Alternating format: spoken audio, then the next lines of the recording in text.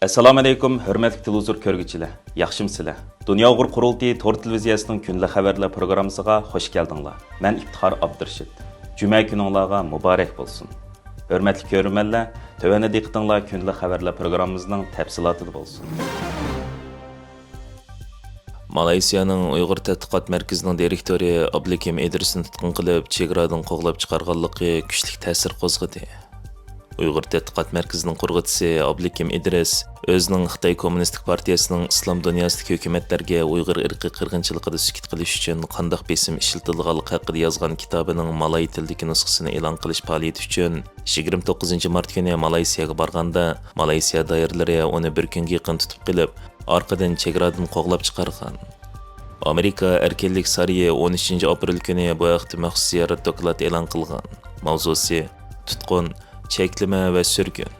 Xitoyning Uyg'ur ziyolisi va kishilik huquq faoliyatchisini sukut qildirishga urinish temaliq bu ziyorat xotirida bildirishicha, Markaziy Washingtondagi Uyg'ur tadqiqot markazining raisi tonilgan siyosiy faoliyatchi Abdukim Idris Malayziyada Xitoy doiralarining buyrug'i bilan bir kunga yaqin tutib turilib, orqadan chegaradan qo'g'lab chiqarilganligi va Xitoyning bu xil davlat halqigan bostirish qilmishi chet ellarda faoliyat qilayotgan boshqa barliq amerikalik faoliyatchilar, muxbirlar va tadqiqotchilar uchun xatarlik bir boshlanish bo'lib hisoblanganligi o'ttirib qo'yilgan.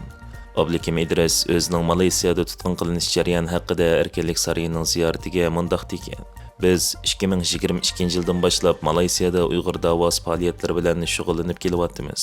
Shuningdan beri men Malayziyaga bir necha qatim bordim. Bu jarayonda Malayziya bosh ministri Anwar Ibrahim bilan ko'rishishni o'z ichiga olgan bir qator uchrashishlarda bo'ldim.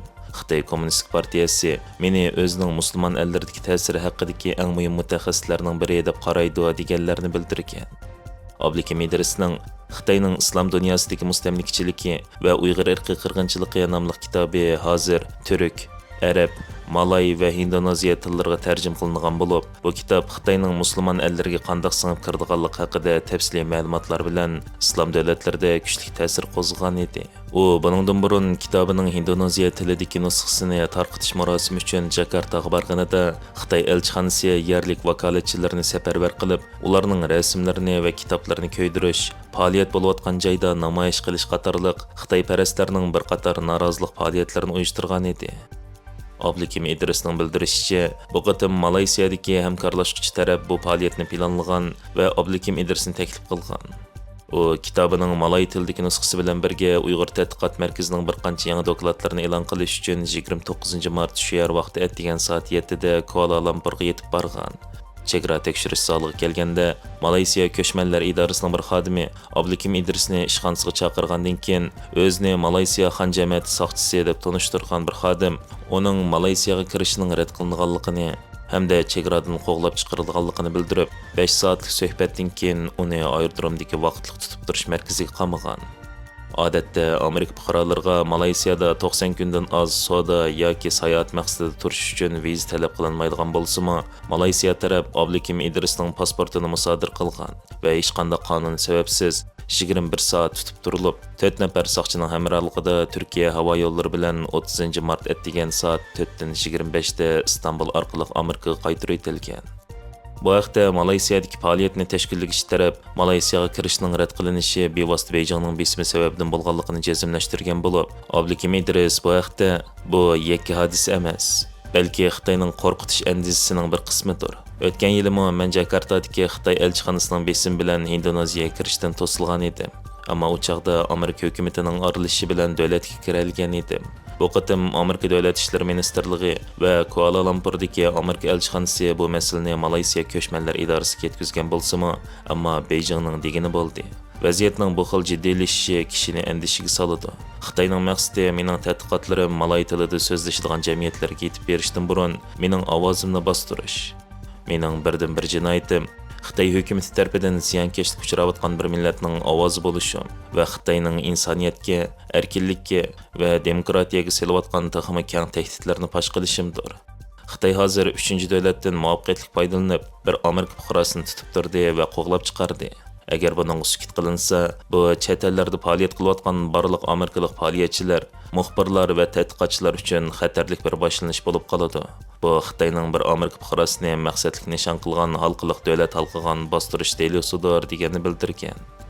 U o'zining tutqun qilinish jarayonida odatdagi kiyingan va qor ko'zoynak taqib olgan bir qancha er kishining borligini, ular bir eg'izmi gap qilmasdan uni ko'zitib turganligini, shundaqla ko'chmanlar idorasining xodimlarimi uningga nima uchun tutib turilganligiga tushuncha bermaganligini bildirib, meni aerodromdan elib ketishga kelgan Malayziyadagi hamkorlashqichim sirtdan uchur yo'llab, Xitoyning Malayziyaga besim ishlatish orqali meni qizil tizimlikka kirgizganligini aytdi. Meni 20 dan ortiq odam qamalgan, ichida biror xodimmi yo'q vaqtliq tutib turish uyga yetkazganida qo'rqinchim tixim kuchaydi. Uyg'ur faoliyatchilarining chet ellarda o'ldirilganligidan va bu qasdlarning yiltizining Beijing tutishilganligidan xabarim bor edi. Men yolg'iz holda bularni o'ylab, bo'lingda 15 soatdan ortiq o'ltirdim deydi. Dünya Uyghur Qurultiyi Yevropa parlamentida Xitoyning Sharq Turkistonda elib berayotgan irqiy qirg'inchiligi va kishilik huquq dafsanchiligini kun tartibga elib kelish uchun bir yurish lobby faoliyati elib borgan. Dünya Uyghur Qurultiyi raisi Turg'unjon Alovuddin, Qurultayning muavin raisi Zumratay Erkin, Qurultay Uchur axborot markazining direktori Iftixor Abdurshid va Qurultayning Bryussel ishxonasining mudiri Bernardo qatorliqlar 14 apreldan boshlab Belgiya poytaxti Bryusseldagi Yevropa parlamentida elib boradigan faoliyatini boshlagan edi. Qurultay heyeti 16 aprel kuni yana Yevropa parlamentining har qaysi komitetlari va parlament a'zolari bilan ayrim uchrashuvlarni elib borgandan sirt, Yevropa parlamenti tashqi ishlar ministrligi va Belgiya tashqi ishlar ministrligi bilan uchrashuvlarni elib berib, Xitoyning Sharq Turkistonda yilmi ham davom qilayotgan qirg'inchiliklari, sistemalik bostirish, majburiy emgak, assimilyatsiya siyosatlari va chegara hal qilgan bostirishlari haqidagi eng yangi dalillarni sunish bilan birga Yevropa ittifoqining Xitoy bilan bo'ladigan kishilik huquq dialogida o'ttirib qo'yishga tegishli ba'zi masalalar haqida fikr almashtirgan va talablarni o'ttirib qo'yib, Yevropa ittifoqi va a'zo davlatlarni Uyg'ur irqiy qirg'inchiligi masalasini qayta kun tartibga elib kelishga va texnik kuchlik va konkret tadbirlarni qo'llanishga da'vat qilgan. Bu haqda Qurultayning muavin raisi Zumratay Erkin bu 2 kunlik faoliyat haqida ma'lumot berib, monolarni bildirdi. Bugün bizning Belgiyadagi 2 kunlik faoliyatimiz oxirlashdi. 2 kun jarayonida biz Yevropa parlament va Belgiya hukumati tashqi ishlar ministri ham Belgiya parlament a'zolari bilan ko'rish fursat bo'ldi. Bu jarayonda mende 3 nuqtani asos qilib bular bilan ko'rishdik. Birinchisi mecburi Uyg'ur mecburi emgak, chunki Yevropa parlamentidan va Yevropa komissionidan 2 qonun chiqqan. Bu 2 qonunni Yevropa birligi qanday ijro qildi degan asos temani o'tirib qo'ydik. Chunki 2027-yilgacha vaqt bor mushu Yevropa birligi butunlay qonunni ijro qilish uchun. Shunga mush to'g'riliq so'zlashdik. Uningdan sirt yana ikkinchi umum tema va bir eng muhim temaning birisi chegaralik qilgan bostirish siyosati. Xabarimiz bordek Yevropa birligining Yevropa parlamentining 2 komiteti, birisi tashqi ishlar komiteti va birisi kishilik huquq komiteti mushu Xitoyning emas, ammo umumiy shaklda chegaralik qilgan bostirish siyosati temasida dokladlarni chiqardi va yaqinda tashqi ishlar komiteti, parlamentning tashqi ishlar komitetidan yana bir Xitoy doklad chiqmoqchi va buning ichida chegaralik qilgan bostirish siyosati bir muhim tema. Shunga biz bu yerda Yevropa parlament a'zolari bilan ko'rishish jarayonida va Yevropa birligining tashqi ishlar ministri va Belgiya tashqi ishlar ministri ko'rish orqali mushu temani o'tirib qo'yib, ham Belgiya ham Yevropa birligining Yevropadagi Uyg'urlarni qo'g'dash majburiyatining borlig'ini eslatdik. Uningdan sirt yana mushu yaqinqi jarayonlarda bo'lgan bir qancha yuz bergan ahvollarni Yevropa birligi va Belgiya hukumatiga bildirgan bo'ldik. Uningdan sirt yana yaqinqi vaqtlarda Yevropa Xitoy bilan munosabatini qaytadan yaqinlashtiradi.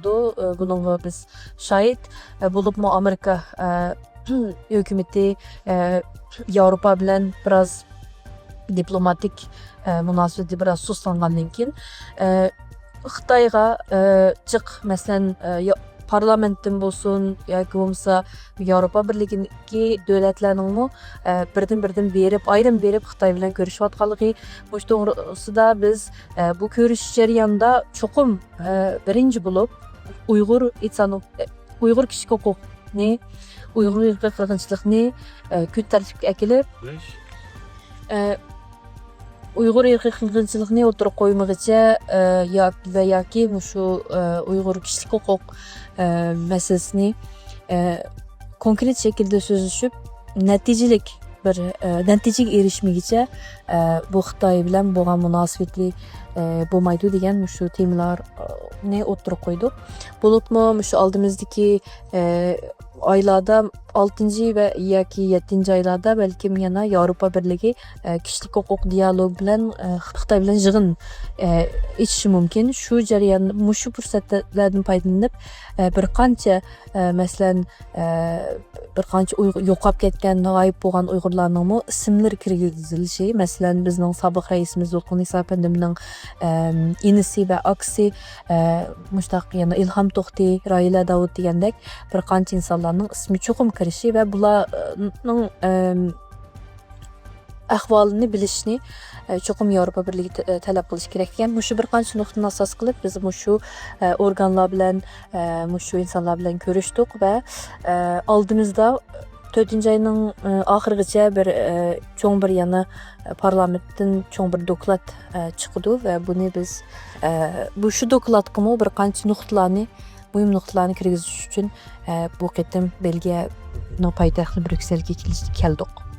Qurultay rəhbərləri fəaliyyətdən keyin yana Belgiya Uyğur cəmiyyətinin heyət əzaları bilan görüşüb, buningdan keyinki fəaliyyət və həmkarlıqlar haqqında sözləşgan. İran Amerika bazalarini nişan qilish uchun Xitoy josuslik sun'iy hamrohini ishlatgan.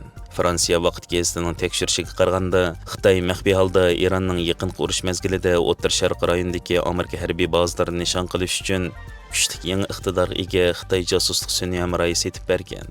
Vaqt belgisi qo'yilgan koordinat tizimligi, sun'iy hamroh rasmlari va orbita analizidan ma'lum bo'lishicha, Iran bu sun'iy hamrohga tayinib Amerika harbiy bazalarini nazorat qilgan bo'lib, Iran harbiy hujjatlarida ko'rsatilishicha, bu sun'iy hamroh 2024 yilining oxirida Xitoydan olam bo'shlig'iga qo'yib berilgandan keyin urush mezgilida Islom inqilobi qo'g'danish atirti Avasiya kuchi tarafidan setib olingan va Iran bu sun'iy hamroh orqali yaqinqi urush mezgilida O'rta Sharq davlatlari va u yerlardagi Amerika harbiy bazalariga qayta boshqariladigan bomba va uchqichsiz aeroplanlar bilan hujum qilgan.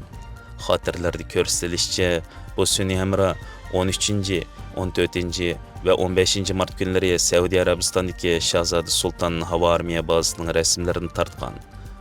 14 mart kuni bu bazadagi Amerika aeroplanlari zarbaga uchrab, Amerika havo armiyasining 5 may qochilish aeroplani ziyonga uchragan.